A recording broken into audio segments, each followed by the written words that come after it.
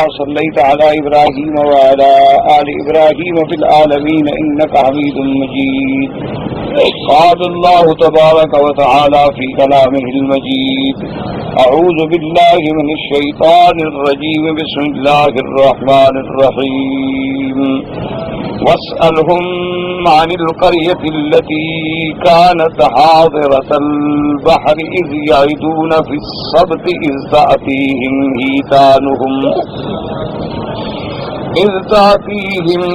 حيتانهم يوم سبتهم شرعا ويوم لا يسبتون لا تأتيهم كذلك نبلوهم بما كانوا يفسقون. وإذ قالت أمة منهم لم تعظون قوما الله مهلكهم أو معذبهم عذابا شديدا قالوا معذرة إلى ربكم ولعلهم يتقون. فلما نسوا ما ذكروا به أنجينا الذين ينهون عن السوء وأخذنا الذين ظلموا بعذاب بئيس بما كانوا يفسقون.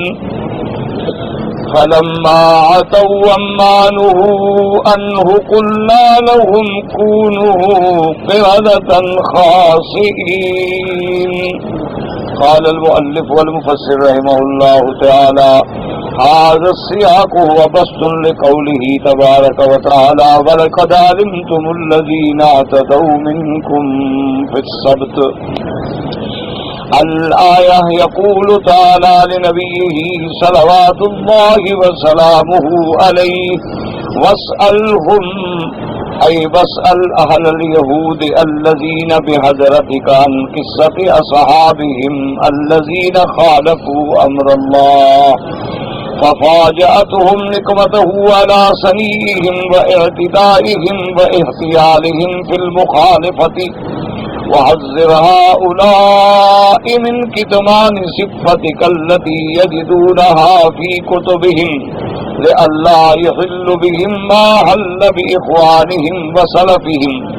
وهذه القرية هي أيلة وهي على شاطئ بحر القلزم. اللہ تبارک و تعالی نے بنو اسرائیل کے احوال میں ان کے ایک اور قصے کا بھی ذکر فرمایا. اصل بات یہ تھی، جیسا کہ میں نے کئی دفعہ پہلے بھی آپ سے عرض کیا ہے، کہ سرکار دو جہاں صلی اللہ علیہ وسلم سیدنا محمد رسول اللہ جب تشریف لائے ہیں تو آپ کو اس وقت یعنی 3 قوموں سے، یا یوں سمجھیں کہ 3 مذاہب کے لوگوں سے یا 3 فرقوں سے سامنا کرنا پڑا. سب سے پہلے سرزمین مکہ میں تو آپ کے مقابلے پر مشرکین تھے، مکے کے کفار تھے، اور یہ سب کے سب جو تھے وثنی تھے، بت پرست تھے، اور اصنام و اوثان کی عبادت کرنے والے تھے اور مشرک تھے، اور مشرک بھی وثنی مشرک یعنی بت پرست. اور اس کے بعد جب میرے آقا رحمت دو جہاں صلی اللہ علیہ وسلم مدینہ منورہ تشریف لے گئے تو آپ کا مقابلہ پھر یہود سے ہوا، کیونکہ یہود جو ہیں اس وقت مدینہ منورہ میں آباد تھے. ان کے بڑے 3 قبیلے جو ہیں بڑے مشہور قبائل، بنی قریظہ، بنی قینقاع اور بنو نذیر، یہ بڑے بڑے قبائل تھے، اور یہ بڑے مالی طور پر مضبوط مستحکم لوگ تھے، اور ان کے بڑے بڑے قلعے تھے مدینہ منورہ کے ارد گرد میں. اور یوں سمجھیں کہ مدینہ منورہ پر دراصل اقتدار کا اور حکومت کا ارادہ اور حالات ان کے حق میں تھے، کیونکہ ان کے مقابلے پر اس وقت جو قبائل تھے انصار میں وہ اوس و خزرج تھے. اوس و خزرج بڑے قبائل تھے لیکن غریب لوگ تھے. ان کے پاس اقتصادی قوت نہیں تھی، مالی طاقت نہیں تھی، ویسے عدد کے لحاظ سے وہ بہت بڑے تھے۔ اور پھر سب سے بڑی بات یہ ہے کہ اوس و خزرج کی آپس میں دشمنیاں، آپس میں ایک دوسرے کے ساتھ اختلاف تھا، اور یہ یہودی جو تھے ان کے اس اختلاف سے فائدہ اٹھاتے کہ کچھ قبائل جو ہیں اوس کے ساتھ مل جاتے اور کچھ قبائل جو ہیں خزرج کے ساتھ مل جاتے اور ان کی جنگوں کو لڑائیوں کو طول دیتے رہتے، اور اسی طرح کہ جب ان کی قوت و طاقت بالکل کمزور ہو جائے گی تو پھر ہمیں جو ہے اقتدار مدینہ منورہ کا مل جائے گا۔ اور ساتھ ذہنوں میں یہ بات بھی تھی کہ ایک نبی پیدا ہوں گے سیدنا محمد الرسول اللہ صلی اللہ علیہ وسلم، اور ہم ان پر ایمان لائیں گے اور پھر ہمارا تو مضبوط ہوگا، یعنی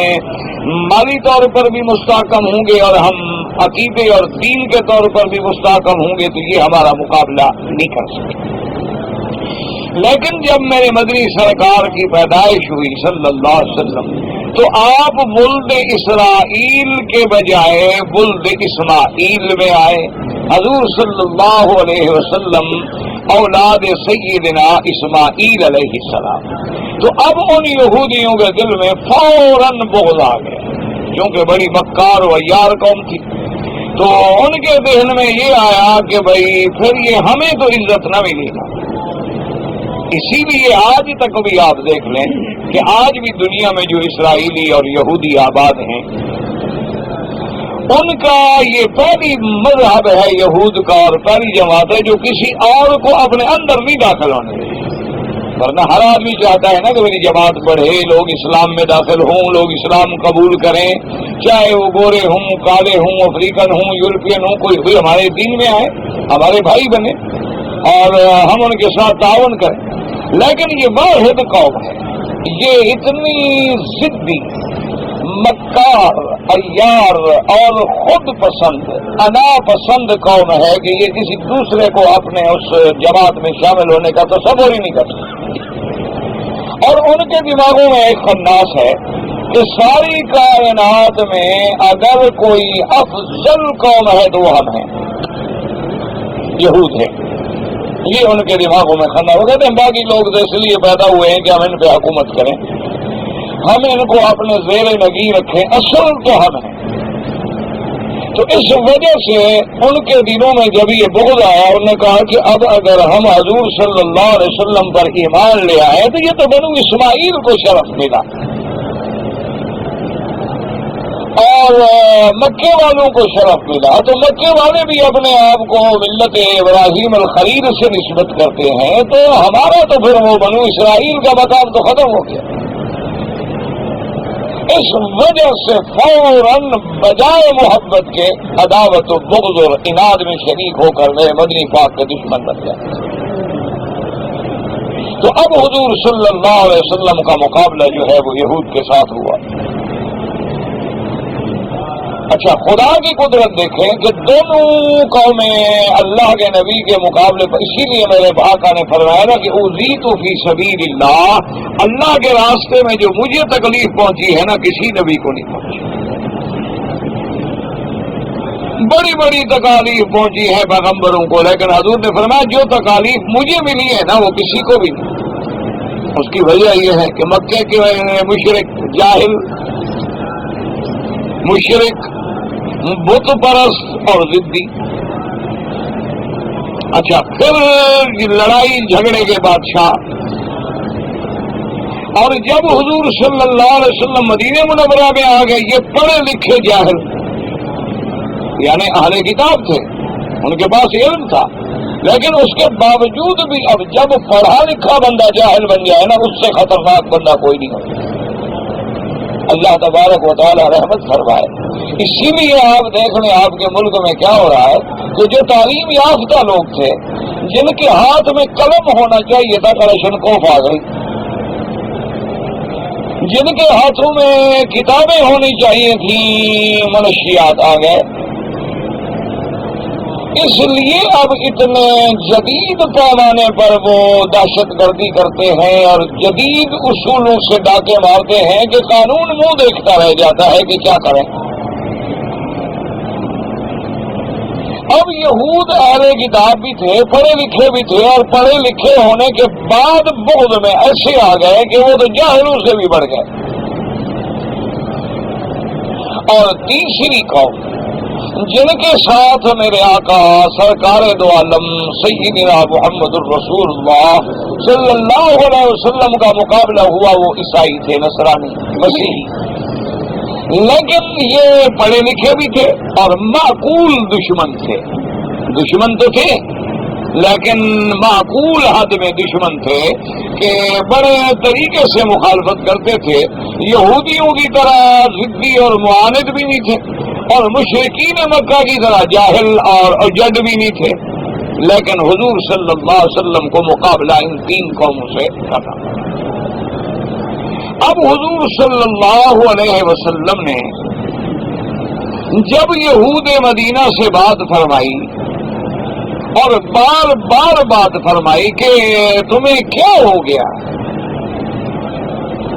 تمہاری کتابوں میں میری صفت، میرا ذکر، میرا نام تفصیل سے موجود ہے، اور تم دعویٰ کرتے ہو کہ ہم تورات مانتے ہیں، تو جب تورات کو مانتے ہو اور تورات میں میری صفت موجود ہے تو پھر تمہیں مجھ سے کیا اناج؟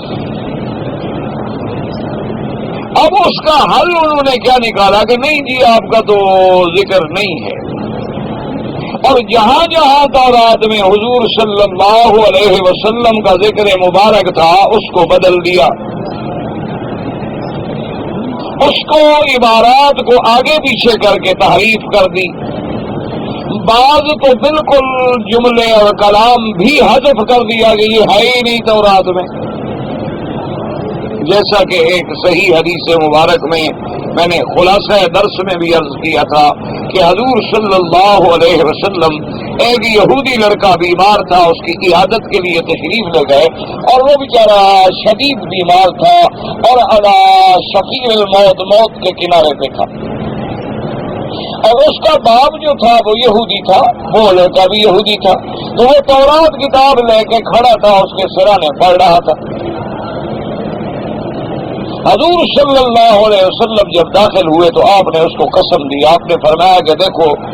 تمہیں اس ذات کی قسم ہے جس نے تورات موسیٰ علیہ السلام پہ اتاری ہے،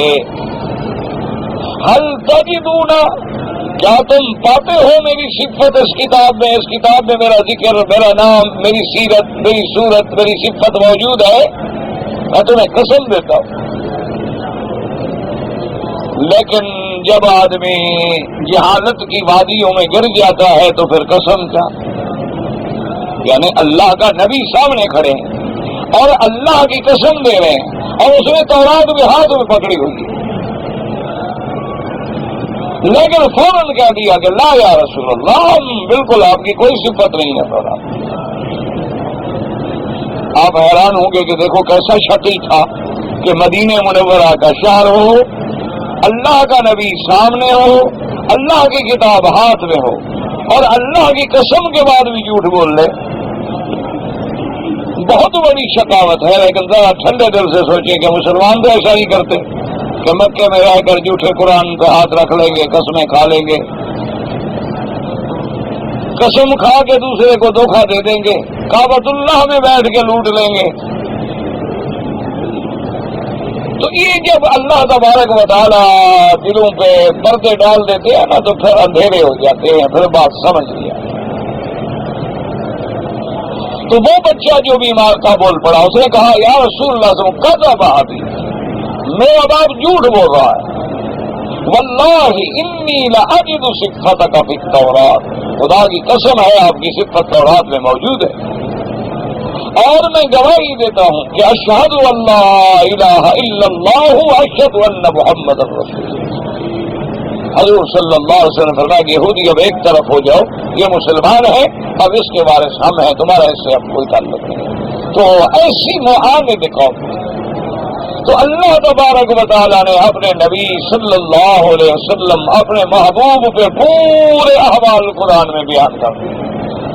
کہ میرا بدنی صلی اللہ علیہ وسلم، آپ ان سے پوچھیں کہ کیا تمہارے باپ نے یہ کیا، یہ کیا، یہ کیا، یہ واقعہ ہوا؟ تو اب اگر ان کا ضمیر زندہ ہوتا تو اتنی بات ہی کافی تھی کہ مان لیتے کہ اللہ کا نبی جب ہمیں خبر دے رہا ہے ہمارے باپ دادے کی، ہمارے احوال کی، ہمارے اجداد کی، تو اس کا مطلب ہے کہ حضور کے پاس تو کوئی ذریعہ نہیں معلومات کا سوا اس کے کہ اللہ نے وحی بھیجی ہے، اور اللہ نے وحی بھیجی ہے تو آپ سچے نبی ہیں۔ تو انہی آیات میں اللہ نے حکم دیا کہ میرا مدنی آپ ان سے بات کریں، بس الحم، ان سے پوچھیں، سوال کریں۔ ویسے یہ واقعات آپ سورۃ البقرہ میں بھی پڑھ چکے ہیں، زیادہ تفصیل کی ضرورت نہیں ہوگی۔ وَاسْأَلْهُمْ عَنِ الْقَرْيَةِ الَّتِي كَانَتْ حَاضِرَةَ الْبَحْرِ إِذْ يَعِدُونَ فِي السَّبْتِ إِذْ تَأْتِيهِمْ حِيتَانُهُمْ يَوْمَ سَبْتِهِمْ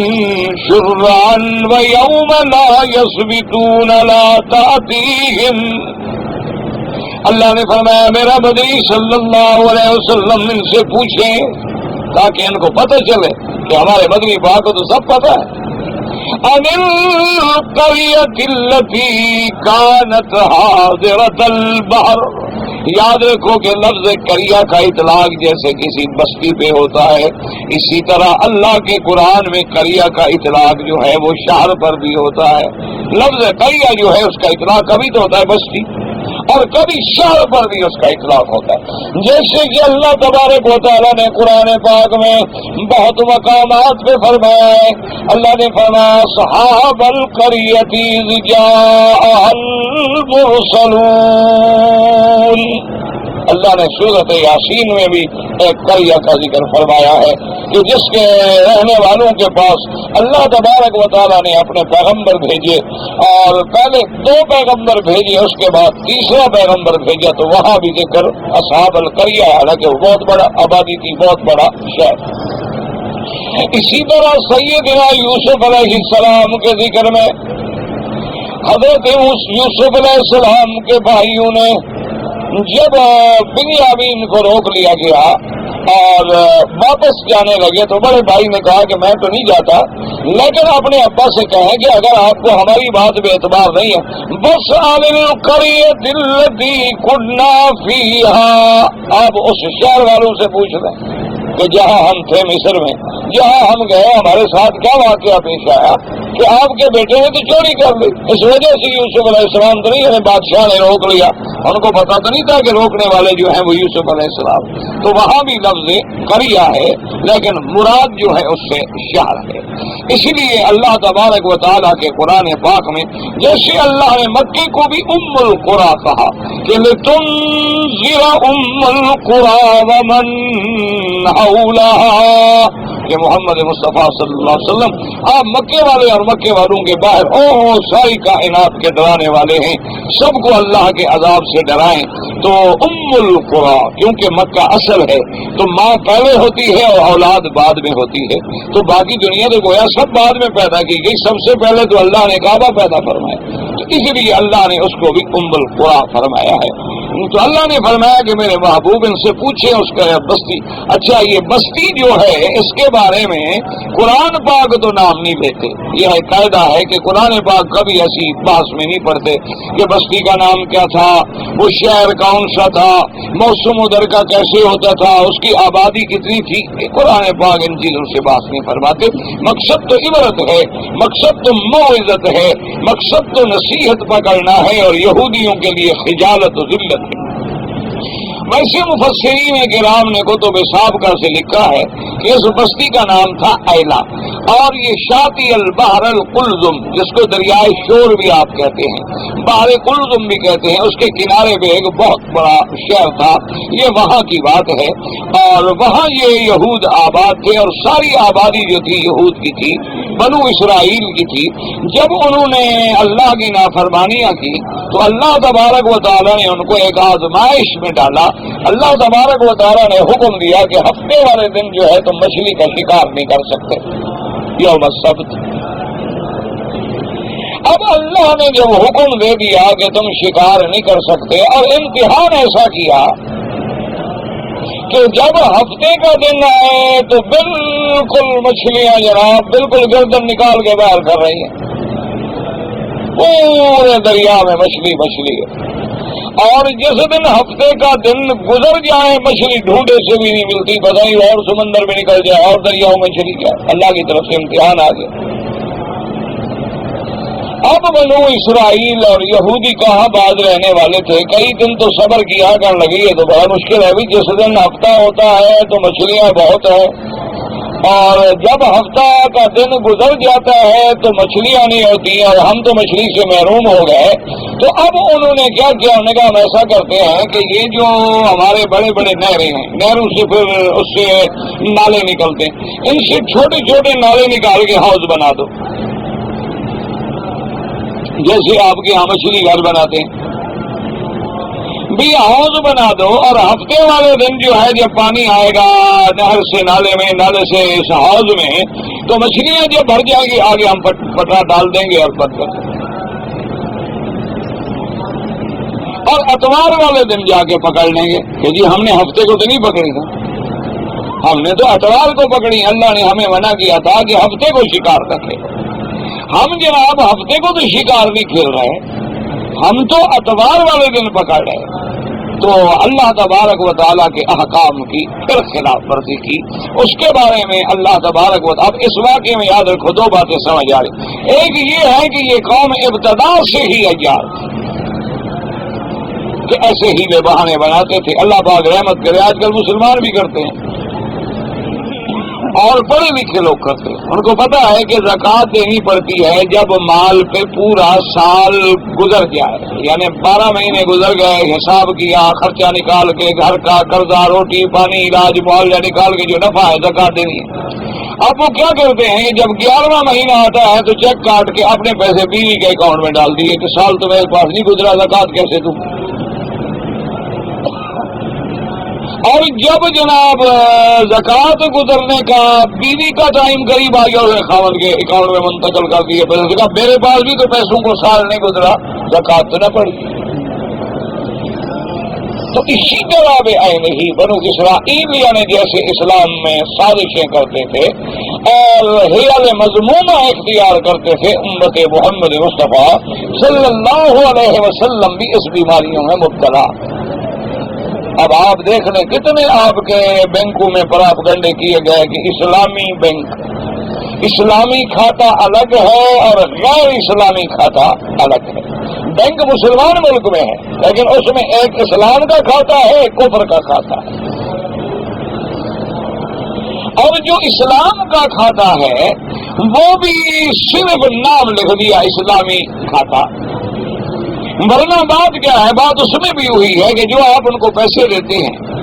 وہ بڑے بینکوں کو دے دیتے ہیں، آپ سے طے ہو جاتا ہے کہ جی انشاءاللہ دیکھو جی نفع نقصان کی بات ہے، ویسے تقریباً آپ کو 12% مل جائے گا،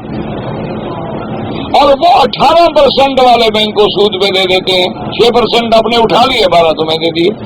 حالانکہ وہی سود کا سود ہے، کوئی اسلامی کھاتا نہیں ہوتا۔ اسلام یہ کہتا ہے کہ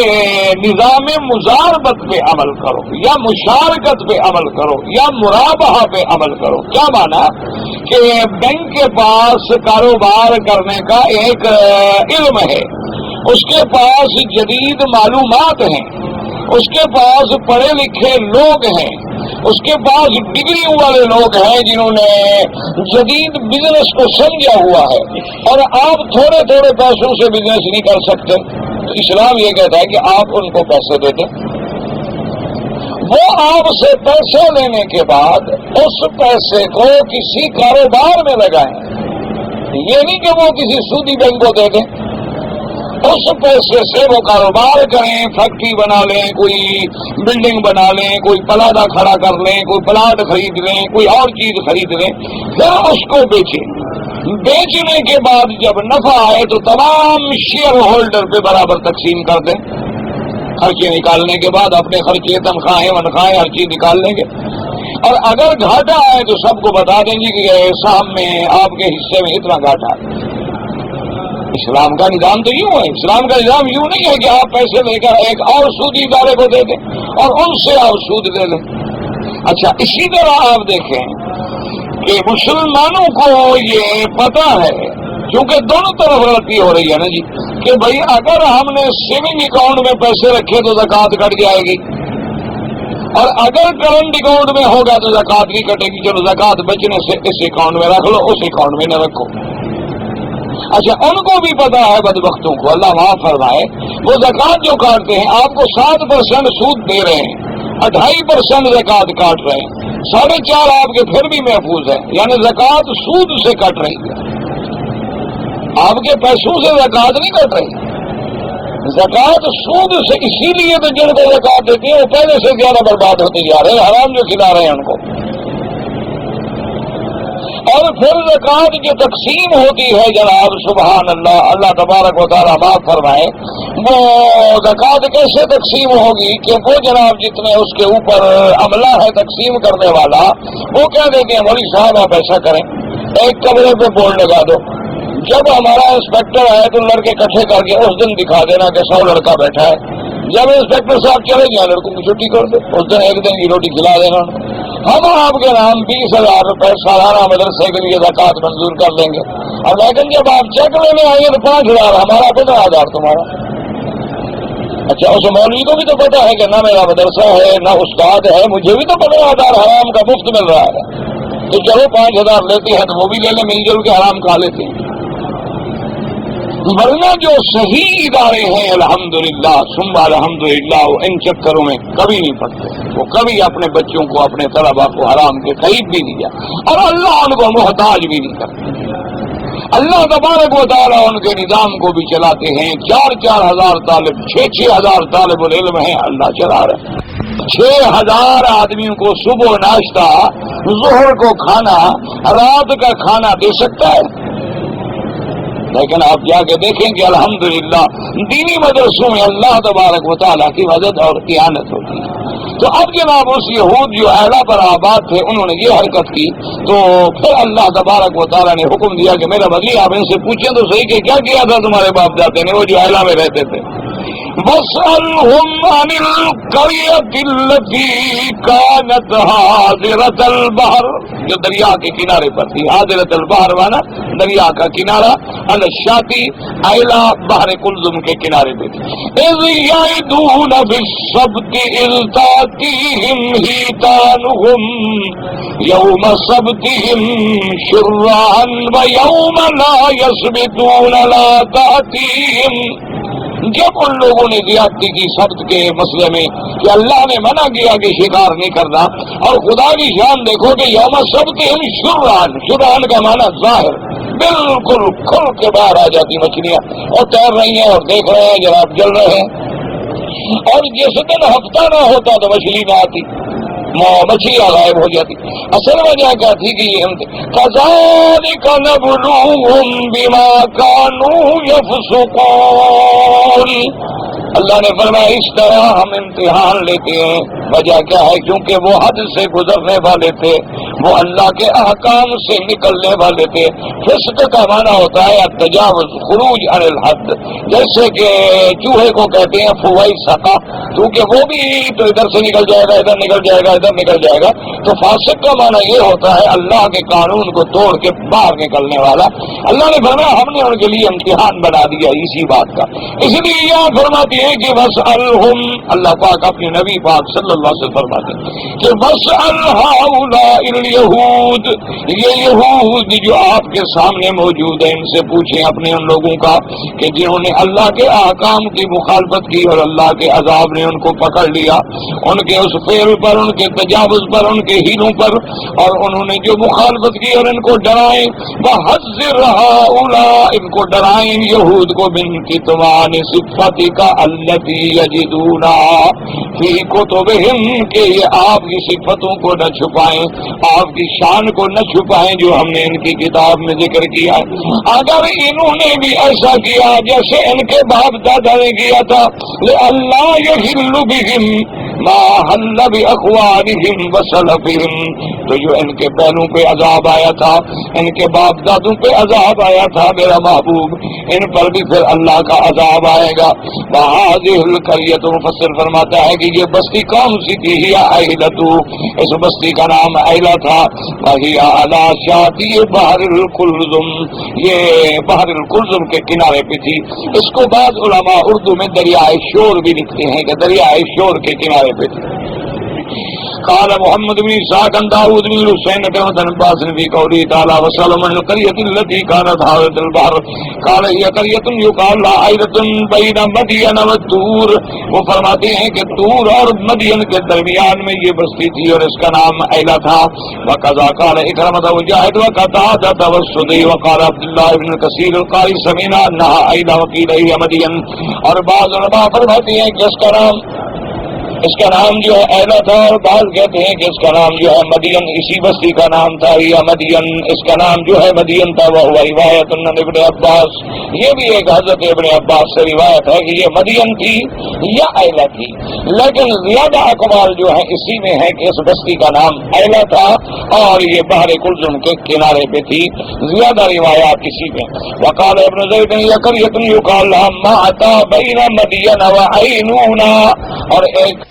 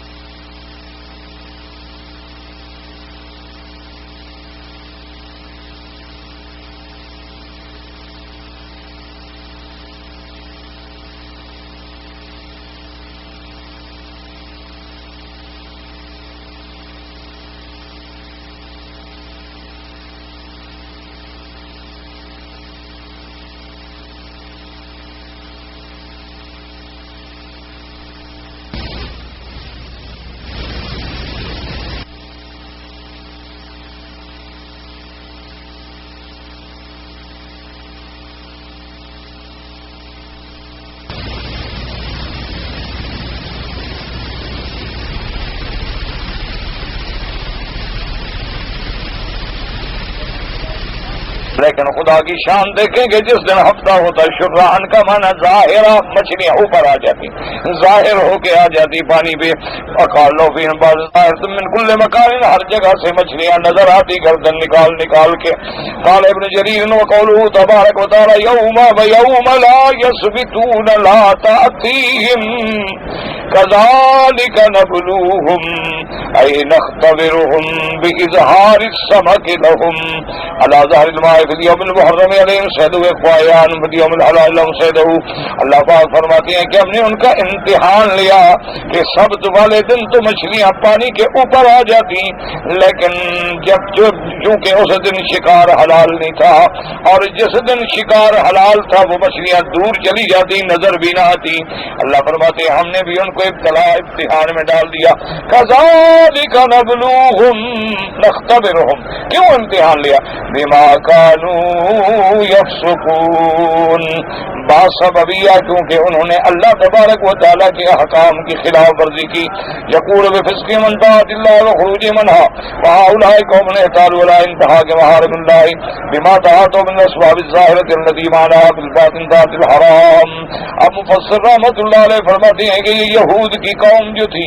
یہ بڑے ہیلے بنا کے اللہ تبارک و تعالیٰ کے حرمات کو توڑنے والی تھی. اللہ تبارک و تعالیٰ جس چیز کو حرام کرتے ہیں اس کو حلال بناتے ہیلے کر کے اور اللہ تبارک و تعالیٰ جس کو حلال فرماتے اس کو یہ حرام کرتے اللہ کے احکام کو توڑنے والے. وقد قال الفقيه الامام ابو عبد الله بن بطة رحمه الله حدثنا احمد بن محمد بن سلم قال حدثنا حسن بن محمد بن الصباح الزعفراني قال حدثنا يزيد بن هارون قال حدثنا محمد بن عمرو بن سلمة عن ابي هريرة رضي الله تعالى عن رسول الله صلى الله عليه وسلم قال لا ترتكبوا ما ارتكبت اليهود فتستحلوا محارم الله بأدنى الحيل وهذا اسناد جيد. اب مفسر رحمۃ اللہ علیہ فرماتے ہیں کہ حضرت ابی ہریرہ رضی اللہ تعالیٰ عنہ سے حدیث مبارک ہے کہ میرے آقا سرکار دو عالم سیدنا محمد رسول اللہ صلی اللہ علیہ وسلم فرمایا کہ لا ترتکبوا ما ارتکبت اليہود. آپ نے فرمایا خبردار میری امت ایسا کام نہ کرنا جیسے یہودیوں نے کیا کہ اللہ کے حرام کو حلال کر ڈالا. نعوذ باللہ جیسے آج مسلمان اللہ باپ فرمائے شراب کا نام بدل دیتے ہیں. شراب کا نام بدل دینے سے کیا ہو جائے گا لیکن اپنے ذہن کو تسلی دے رہے ہیں یہ تو خمر حرام ہے. ہم جو پیتے ہیں جناب یہ خمر تھوڑا ہے یہ تو وسکی ہے اور جناب جو شراب حرام ہے وہ تو انگور سے نکالا جاتا تھا اور ہم جو نکالتے ہیں مالٹے سے کنوں سے گڑ سے چاولوں سے جو سے ہم تو وہ شراب نہیں پیتے جو شریعت میں حرام ہے. تو یہی وہ حال ہے جو یہودیوں نے کیا تھا یہی وہ اعمال ہے جو یہودی نے کیے تھے اور آج سرکار دو جہاں صلی اللہ علیہ وسلم کی امت بھی ارتکاب کرتی ہے. حالانکہ یاد رکھیں کہ نام جتنے بدل دیں اصل مسئلہ میرے پاک نبی نے واضح فرما دیا کہ کل مسکر حرام ہر نشہ آور چیز حرام ہے چاہے وہ انگوروں سے نکالی جائے چاہے کسی اور سبزی یا پھل سے. اصل بات تو منشیات نشہ ہے جب وہ نشہ ہے تو حرام ہے. کسی کی قلیلہ و کثیرہ حرام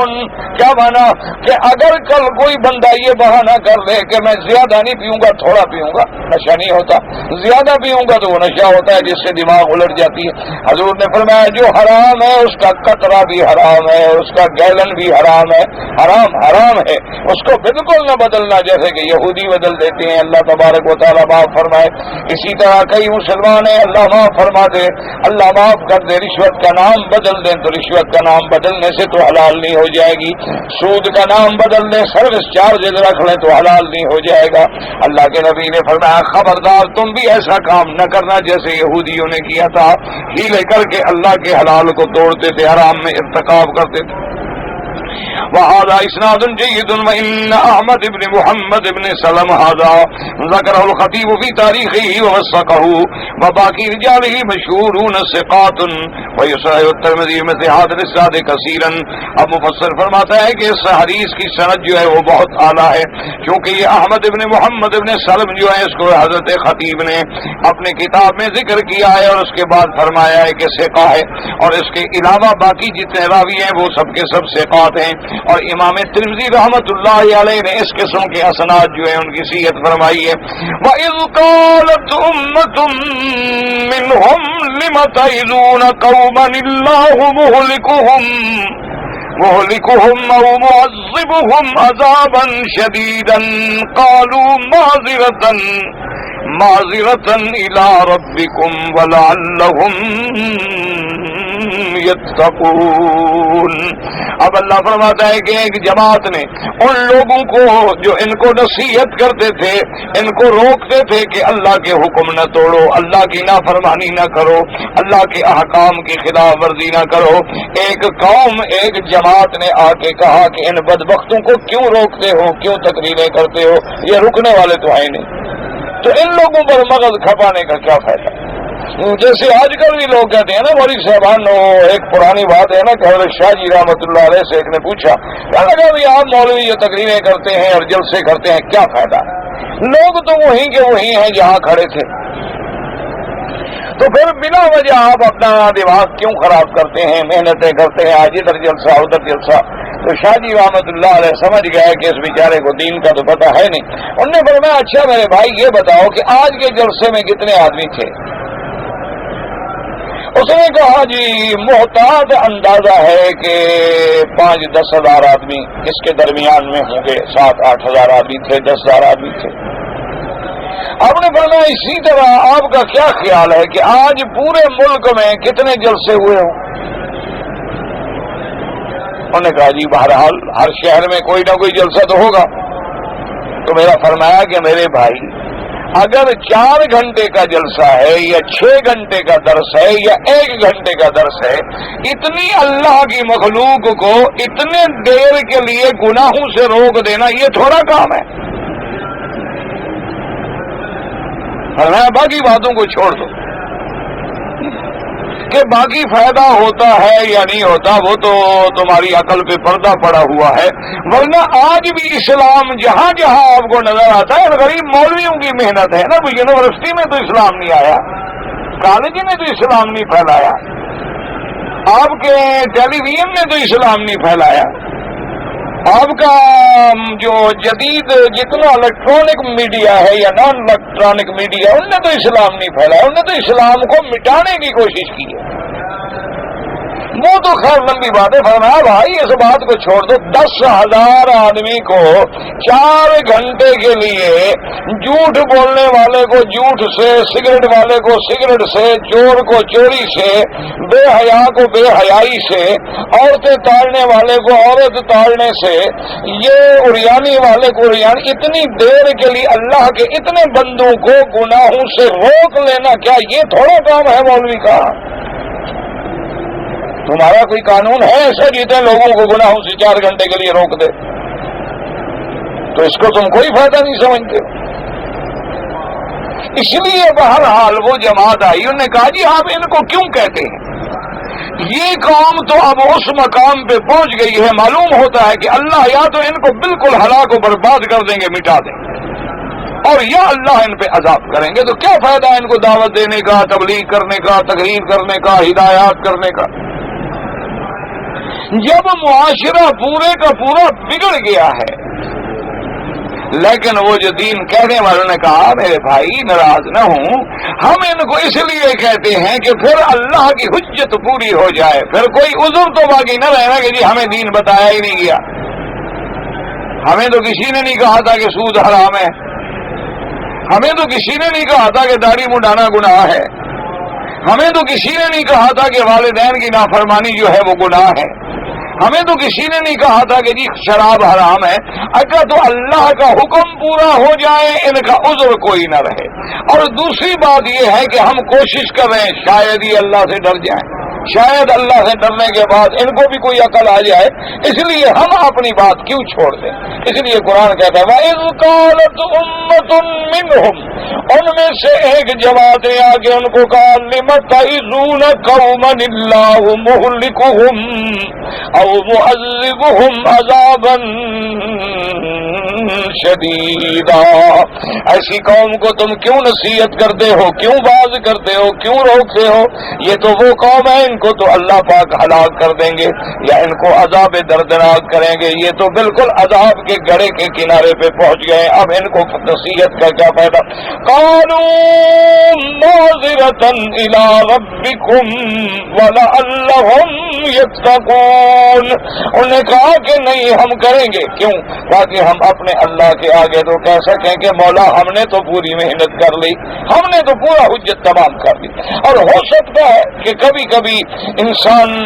بے حیائی میں گرا ہوا بھی ہو تو کبھی کوئی بات دل میں اثر کر جاتی ہے، کوئی دل میں بات لگ جاتی ہے، چوٹ لگ جاتی ہے اور بندہ بدل جاتا ہے۔ ساری زندگی آپ قرآن سناتے رہیں، ساری زندگی آپ نصیحت کرتے رہیں، لیکن ایک وقت ہوتا ہے۔ اس لیے لکھتے ہیں کہ ایک بہت بڑے بزرگ جو بہت بڑے محدث بنے، عالم بنے، اللہ کے ولی بنے، حالانکہ بات کیا تھی کہ نعوذ باللہ ایک غلط عورت کے ساتھ وعدہ تھا، اس کو ملنے کے لیے جا رہے تھے اور دیوار کے اوپر چڑھ کے بیٹھے تھے کہ ادھر گھر کی تسلی ہو جائے کہ لوگ جاگ تو نہیں رہے تاکہ پھر میں چھلانگ ماروں۔ تو ساتھ مسجد تھی، اس میں ایک آدمی قرآن پڑھ رہے تھے، الم یعنی للذین آمنوا ان تخشع قلوبهم لذکر اللہ،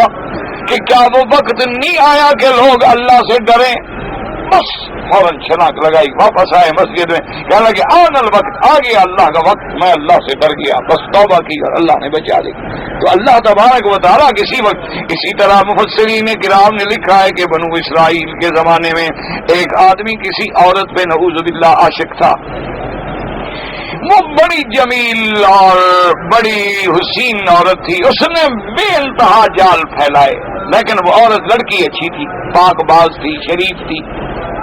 وہ اس کے چکر میں نہیں آئی۔ لیکن اللہ تبارک و تعالیٰ معاف فرمائے، غربت جو ہے آدمی کے لیے بہت بڑا عذاب ہے، اسی لیے حضور نے فرمایا کاد الفقر ان یکون کفرا، کبھی کبھی غربت جو ہے آدمی کو کفر تک بھی لے جاتی ہے۔ تو وہ بیچاری جو ہے گھریلو ماحول میں، حالات میں ایسی مجبور ہوئی کہ خود چل کے اس کے دروازے پہ آ گئی، اس نے کہا دیکھو بات سنو، تم نے ہر ہیلا آزما لیا ہے، میں ایک شریف لڑکی، لیکن آج ہمارے گھر میں حالات ایسے ہو گئے ہیں کہ اب ہم پورے خاندان والے فاقہ کرتے کرتے کرتے اس مقام پہ پہنچ گئے کہ یا تو ہم بھوک سے مر جائیں، اس لیے اگر تم مجھے 60 دینار دے دو جس سے ہمارے گھر کا خرچہ کچھ عرصے کے لیے چل جائے تو میں اپنے آپ کو تمہارے سپرد کرنے کے لیے تیار ہوں۔ اس نے کہا ٹھیک ہے۔ اس نے فوراً 60 دینار اس لڑکی کو دیے اور کہا کہ کل رات جو ہے تم آ جاؤ۔ وہ لڑکی بیچاری آ گئی، 60 دینار دیا ہوا تھا۔ اب عین وقت میں جب کپڑے شپڑے بدبخت نے اتار لیے اور لڑکی جو تھی وہ کانپنے لگی اور رونے لگی، اس نے کہا دیکھو میں نے کوئی تم پر جبر تو نہیں کیا، تم میرے دروازے پہ خود چل کے آئی ہو، میں نے کوئی اغوا نہیں کیا، کوئی جبر نہیں کیا، تمہیں پکڑ کے نہیں رہی ہے کہ اب روتی ہو اور کانپتی ہو اور ڈرتی ہو، تم نے تو خود میرے ساتھ سودا کیا ہے۔ اس نے کہا بالکل ٹھیک ہے، لیکن میرا رب جانتا ہے میں نے کبھی گناہ نہیں کیا، میں نے زندگی میں کبھی کسی غیر محرم انسان کا بدن تک نہیں دیکھا ہے، میں تو اس وقت سے ڈر رہی ہوں۔ اسے فوراً کپڑے پہنے کہا تبت الی اللہ، میں بھی توبہ کرتا ہوں اور وہ 60 دینار بھی تمہارے، اور تم میری بیٹی ہو اور میری گواہ بن جاؤ کہ اب میں قیامت تک گناہ نہیں کروں گا۔ اس کے بعد وہ بچی اٹھ کے چلی گئی اور خدا کی شان دیکھو اسی رات موت آ گئی، اس بندے پہ اسی رات موت آ گئی۔ اور صبح جب لوگ آئے تو دروازے پہ لکھا ہوا تھا کہ غفر اللہ للکفل، کفل اس کا نام تھا، کہ اللہ نے اس کی مغفرت کر دی، اللہ نے اس کے سارے گناہ معاف کر دیے۔ تو اس لیے کبھی کبھی ایسا بھی ہوتا ہے کہ ساری زندگی آپ نصیحت کرتے رہیں، اس لیے حکم ہے کہ بھئی آپ دین کی بات کو چھوڑا نہ کریں۔ اگر برا اپنی برائی نہیں چھوڑتا تم اپنی اچھائی کیوں چھوڑو؟ تم بھی حق کی بات کہتے رہو کہتے رہو۔ پتھر پہ پانی گرے تو وہ بھی نشان بنا لیتا ہے، ہو سکتا ہے کبھی تمہاری بات بھی ان کے دل میں اتر جائے۔ اس لیے انہوں نے کہا قالوا معذرة الى ربكم ولعلهم يتقون، ہو سکتا ہے کہ یہ لوگ اللہ سے ڈر جائیں۔ اللہ نے فرمایا فلما نسوا ما ذکروا به انجینا الذین ینہون عن السوء وَأَخَذْنَا الَّذِينَ ظَلَمُوا بِعَذَابٍ بَئِيسٍ بِمَا كَانُوا يَفْسُقُونَ۔ اللہ فرماتی ہے لیکن وہ بدبخت قوم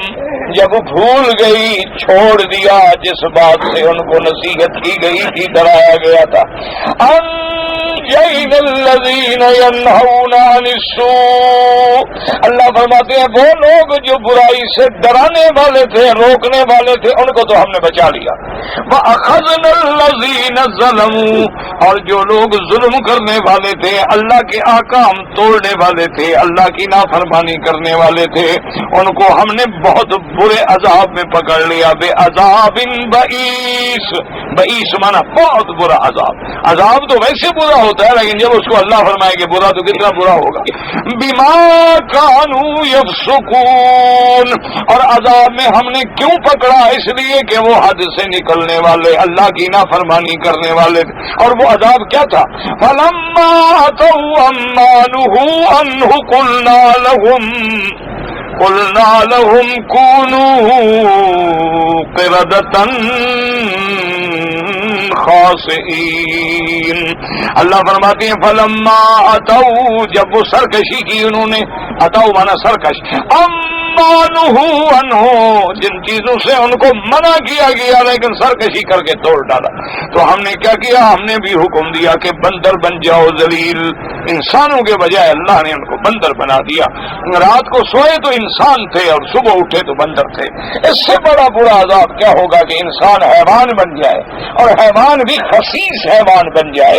اور بعض روایات میں یہ بھی آتا ہے، قرآن کی آیات میں بھی موجود ہے، اللہ نے ان کو بندر اور خنزیر میں بدل ڈالا، یعنی بعض خنزیر بن گئے اور بعض جو تھے وہ بندر بن گئے۔ لیکن یہ یاد رکھو یہ بندر ان کی اولاد میں نہیں ہے، وہ عذاب تھا، اسی وقت ختم ہو گئے، اللہ کے عذاب میں مارے گئے۔ واللہ تعالی عالم وعلمہ اتم۔ انا امرأة في السن 55 سنة ولقد سبق لي اني كنت في سفر شهر رمضان كامل، لو كنت في سفر في شهر رمضان شهر كامل بعد اكمال السفر لازم قضاء، لان الله تعالى صرح في كتابه من كان مريضا او على سفر فعدة من ايام اخر۔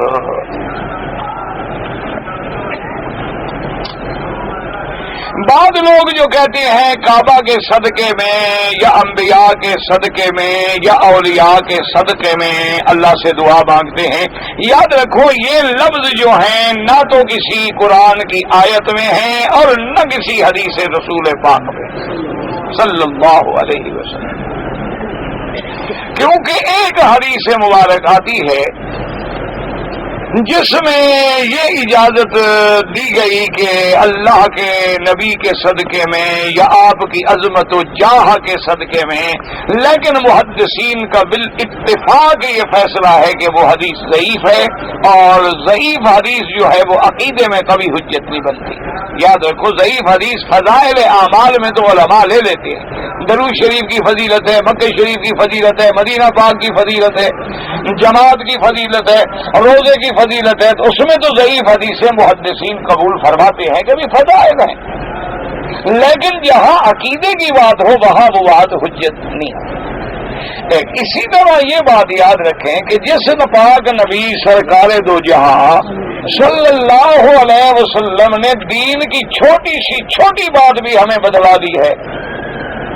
اللہ کے نبی نے ہمیں یہ بھی بتایا ہے کہ وضو کرو تو انگلیوں میں خلال کرو، انگوٹھی پہنی ہوئی ہے تو اس کو ہلا دو تاکہ کہیں ایسا نہ ہو کہ نیچے پانی نہ پہنچے، یعنی اتنی چھوٹی چھوٹی باتیں، غسل کرنے کے طریقے، عورت کو حیض و نفاس سے پاک ہونے کے طریقے، جب اتنی چیزیں بھی اللہ کے پاک نبی نے بتلا دی ہیں، اگر اس کی شریعت میں کوئی گنجائش ہوتی تو حضور فرما دیتے، کوئی مشکل بات نہیں۔ اچھا، اگر کوئی آدمی یہ سمجھے کہ ہم محبت میں آ کر یا ہم اللہ کے رسول کی عظمت کے پیش نظر، تو کیا صحابہ کو یہ محبت والا مسئلہ سمجھ نہیں آیا؟ لاکھوں صحابہ تھے حضور کے، ان میں سے کسی کو بھی سمجھ نہیں آیا۔ اور تیسری بات یہ یاد رکھیں کہ سارا قرآن آپ کے سامنے موجود ہے کہ اور قرآن میں ساری دعائیں موجود ہیں، ربنا لا تؤاخذنا ان نسینا، ربنا ربنا ربنا، ہر طواف میں دعا سکھلائی گئی، ربنا آتنا فی الدنیا حسنۃ وفی الآخرۃ حسنۃ وقنا عذاب النار۔ مسجد میں داخل ہو تو دعا سکھلائی گئی، اللہم افتح لی ابواب رحمتک، باہر نکلو تو دعا سکھلائی گئی، اللہم افتح لی ابواب فضلک۔ تو ہر جگہ دعا موجود ہے، لیکن صدقہ کا کسی جگہ لفظ نہیں، واسطے کا کسی جگہ لفظ نہیں۔ اس لیے بہرحال جمہور محدثین کرام کے نزدیک ایسی باتیں کرنا جو ہے وہ ثابت نہیں ہے حدیث رسول۔ دعا جب بھی مانگیں سیدھی اللہ سے مانگیں۔ کاروبار میں برکت ہو جائے میرے بھائی، برکت تو اس کے دو طریقے ہیں۔ ایک تو کاروبار خالص اسلام کے نقطہ نظر کے مطابق کرو، اس میں کوئی چیز شریعت کے خلاف نہ ہو۔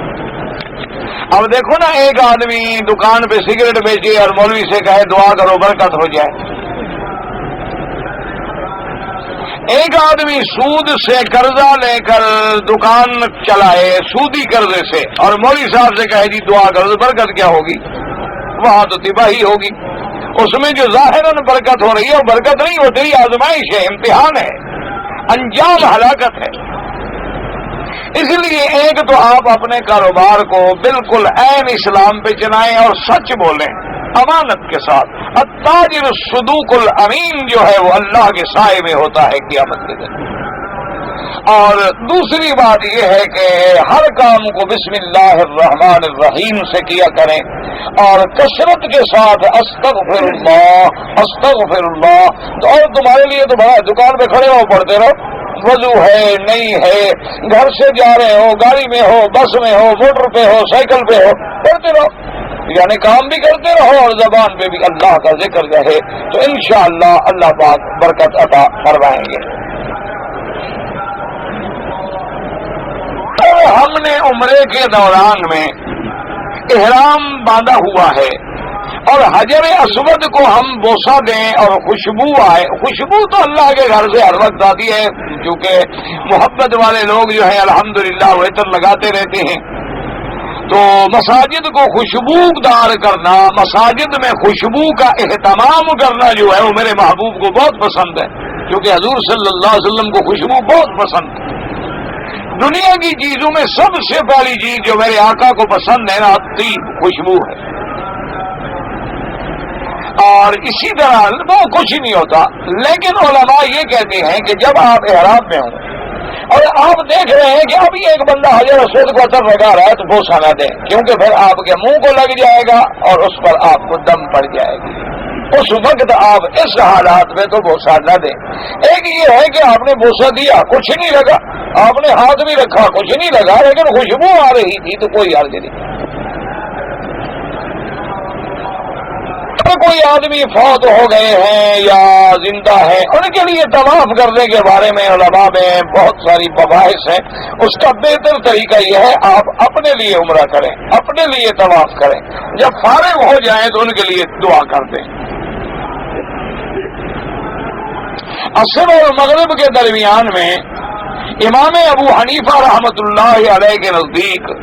مکے میں بھی کوئی نماز نہیں، یعنی طواف بھی کریں تو فرماتے ہیں کہ 2 رکعت جو ہے وہ سورج ڈوبنے کے بعد پڑھی جائے۔ باقی ائمہ کے نزدیک مکے میں اجازت ہے کہ جب طواف کرو، عصر ہو، فجر ہو، دوپہر ہو، ہر وقت نماز پڑھنا جائز ہے۔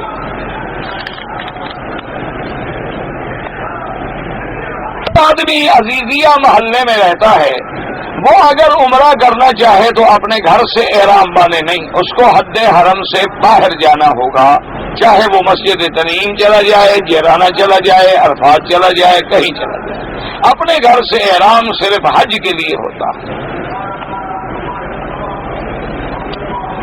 میاں بیوی رمضان المبارک میں آپس میں لیٹے اور لیٹنے کے بعد یعنی جماع کرنے کے بعد سو گئے. اب خدا کی قدرت یہ ہے کہ ان کی نیند ایسے وقت میں کھلی ہے کہ وقت تھوڑا رہ گیا, غسل کریں تو سحر ہی نہیں کر سکتے, تو کوئی بات نہیں, وضو کر کے کچھ نہ کچھ کھا کے روزہ رکھ لیں, غسل بعد میں کر لیں, کوئی بنا نہیں, یعنی وضو تو کر لیں جلدی سے اور بدن دھو کے وضو کر کے کچھ نہ کچھ کھا لیں اور اس کے بعد روزے کی نیت کر لیں, غسل بعد میں کر لیں, کوئی بات. ایک آدمی نے بھول کے تحیات میں نہیں بیٹھا, کھڑا ہو گیا سجدہ صاف کرے.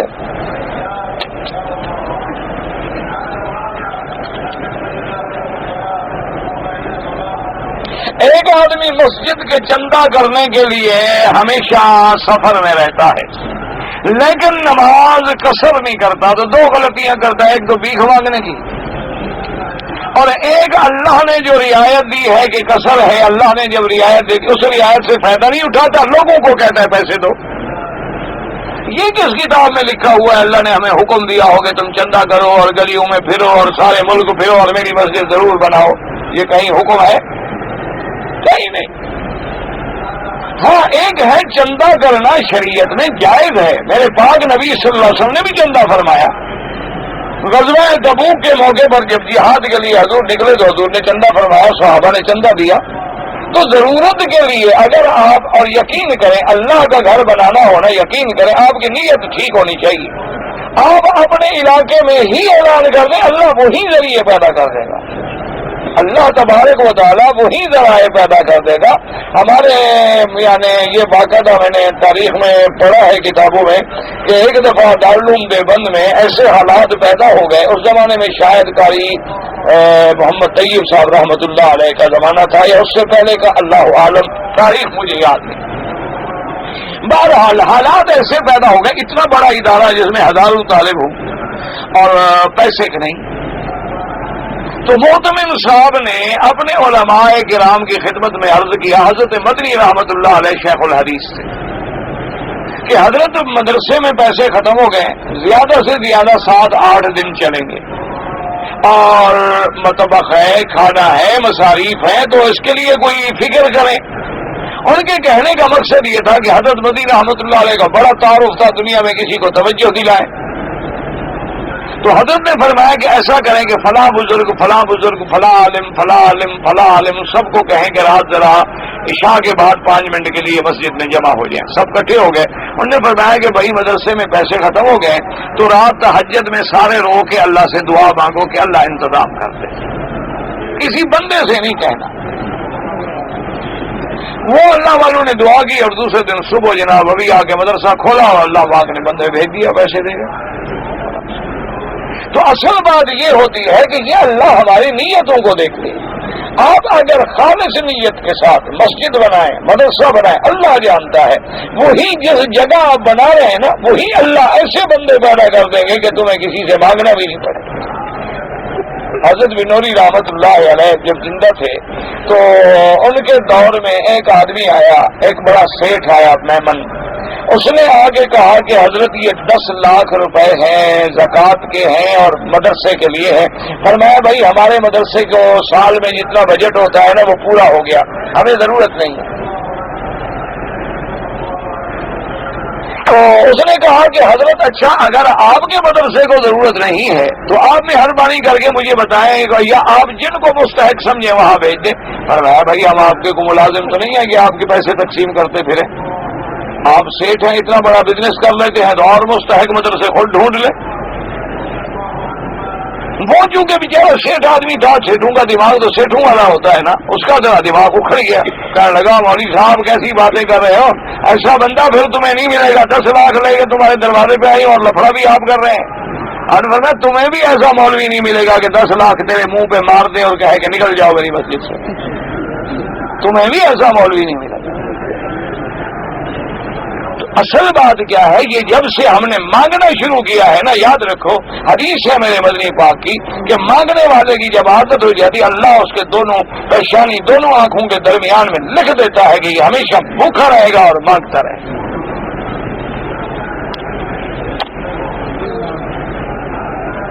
مسجد عائشہ سے عمرہ احناف کے نزدیک ہو سکتا ہے, عورت کا نماز پڑھتے ہوئے بال کھل جائے، اگر اکیلے ہیں نماز میں تو علماء نے لکھا ہے کہ بال کھل جائیں تو نماز نہیں ہوتی۔ بہرحال سر پہ کپڑا ہونا ضروری ہے۔ کرنٹ اکاؤنٹ میں پیسے جمع رکھیں اور سود ملے، سود تو ملتا ہی نہیں تو کیوں ملے گا؟ اور اگر مل جائے تو لے کر غریبوں کو دے دیں، ثواب کی نیت نہ کریں۔ اگر ایک آدمی نے گھر میں غسل کر لیا لیکن نیت مسجد عائشہ سے جا کے کی، ٹھیک ہے۔ ایک مشت سے داڑھی رکھنا کم جو ہے وہ جائز نہیں۔ لوگ مکہ مکرمہ رہتے ہیں، بعض اوقات ہماری بیوی جب واپس آتی ہے بچوں کے ساتھ تو احرام باندھ کے نہیں آتی، کیونکہ تھک جاتا ہے آدمی کے ہوائی جہاز میں تھک جاتا ہے 4 گھنٹے میں۔ تمہارے بچے گنتے ہوئے بھی نہیں تھکی، تمہاری روٹی پکانے میں بھی نہیں تھکی، تمہارے کپڑے روزانہ استری کرنے میں بھی کبھی نہیں تھکی، اللہ کے عمرے میں تھک جاتی ہے، عمرہ بھی قضا کرنا پڑے گا اور دم بھی دینی پڑے گی۔ بغیر رضا کے نکاح نہیں ہوتا۔ کالی مہندی نہ لگائیں، اس میں سرخ ڈال دیں تو لگانا داڑھی کو جائز ہے۔ ایک لڑکا لڑکی دونوں قسم کھا لیں کہ ہم نے شادی کیا، بالکل نہیں ہوتا۔ ایک آدمی نے احرام کی حالت میں خوشبو والے صابن سے غسل کر لیا، پیسہ دیا ہے اللہ نے،